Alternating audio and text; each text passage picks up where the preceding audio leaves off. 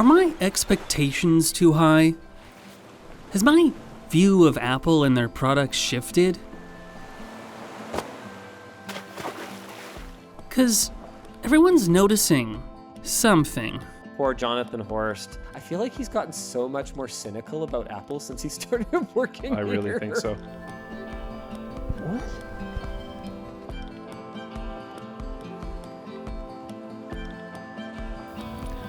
Have I changed? Or has Apple?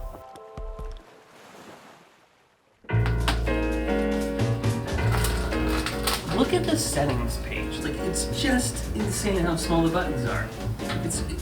How can... People who sit near me at the office note that I moan a lot. Sometimes about things that are trivial and sometimes about things that are not.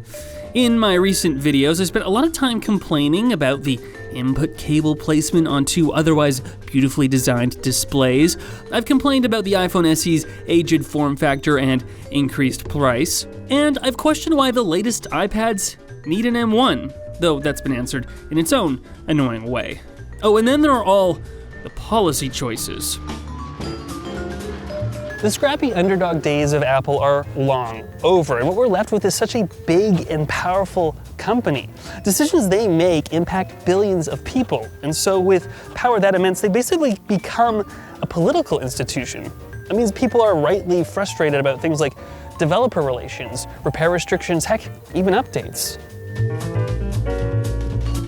I don't view having a little bit of skepticism as a bad thing. In tech journalism, one has to be a curmudgeon.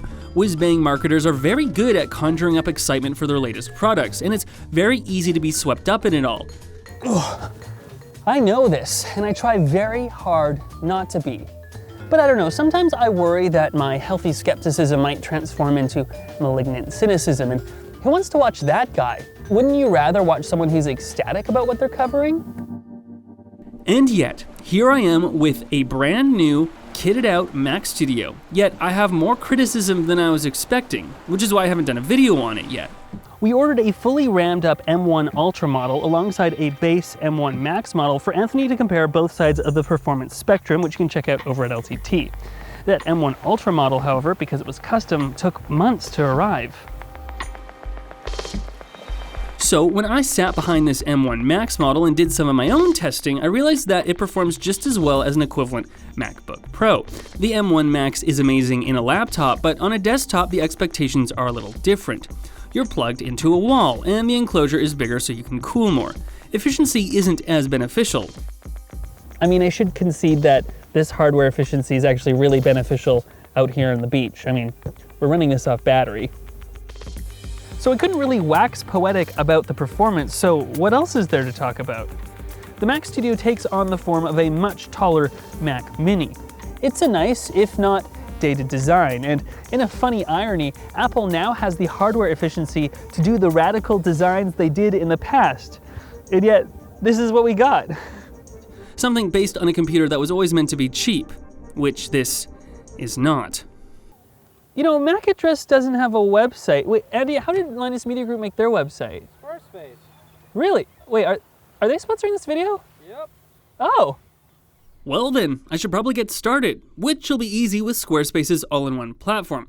They have tons of mobile supporting templates for everything we need now, and third-party extensions that can help expand our site with other platforms we might need in the future. And Andy just told me that if you head to squarespace.com/MacAddress, you can get 10% off your first purchase.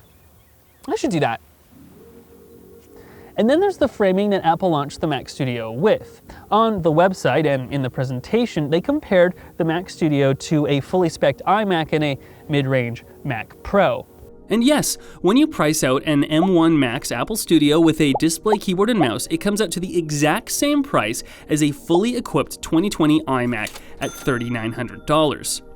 The M1 Ultra model, on the other hand, looks less like a Mac Pro and more like a successor to the long discontinued iMac Pro because, look, both come out to $6,000. So where's the mid-range desktop? You can get an M1 in a Mac Mini, or iMac, or you can get an M1 Max, or Ultra for that matter, in this. The M1 Pro, which is a good balance, isn't available. If you need more CPU power, you have to jump up to the M1 Max then. and that might have more GPU power than you otherwise need, to say nothing of the jump to the M1 Ultra. So my response to the Mac Studio is that it's a decent but confused computer, offering only a smattering of value for a select group of professionals who are probably still better off waiting for the apps they rely on to better support Apple's new architecture. If you bought a fully spec'd 2020 iMac, you don't have to feel bad. See, I really had high expectations for the Mac Studio, and while others were really enthusiastic about it, I, for some reason, was unimpressed. I think they wanted to make a 27-inch iMac, but for some reason they couldn't. So we were left with these and their compromises. There's that cynicism again. I think I need to take some time to appreciate some of the great things Apple has done, much of which during the pandemic. I love that the iPhone 13 mini exists. No one else makes a phone this capable and this small. I still love how personal and colorful the iMac is, making it a statement piece for the home. I love the silent performance of the MacBook Air. I love their trackpads. I love their overall build quality and reliability. I love seeing the return and inclusion of important I/O. And I do like that Apple listens, albeit very stubbornly. I mean, we did get the Mac Pro in 2019. We avoided a bad user interface design in Safari last year, and we can now repair our devices at home. I'm not gonna list the caveats. I'm not gonna list the caveats.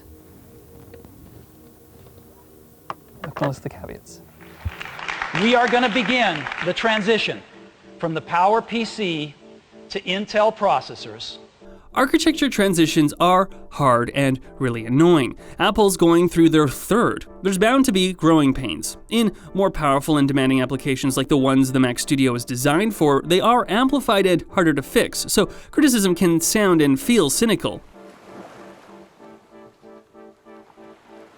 But I still have hope. As the hardware engineers slip into their iterative update cadence, the hard work they've put into chip efficiency will be taken advantage by developers, and the designers will be able to express themselves better. They've already done it with the iMac and the MacBook Pro. We just need a little bit of patience.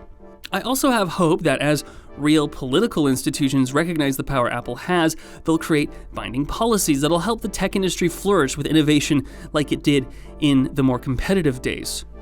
Criticism and cynicism aren't the same thing, but too much criticism can be a bad thing because you can forget to recognize really great accomplishments. I, at the very least, want to remain balanced, enthused, and excited for what's to come. Now, on the other hand, I won't be changing my tune about Facebook or Uber. Don't even get me started on those. Thanks for listening to this Mac address. Now, if you like the Mac Studio, give this video a like. And if you're excited about what's to come, then you must subscribe. Now, I'm curious in the comments where the weirdest place you've set up a desktop computer is, because this is great.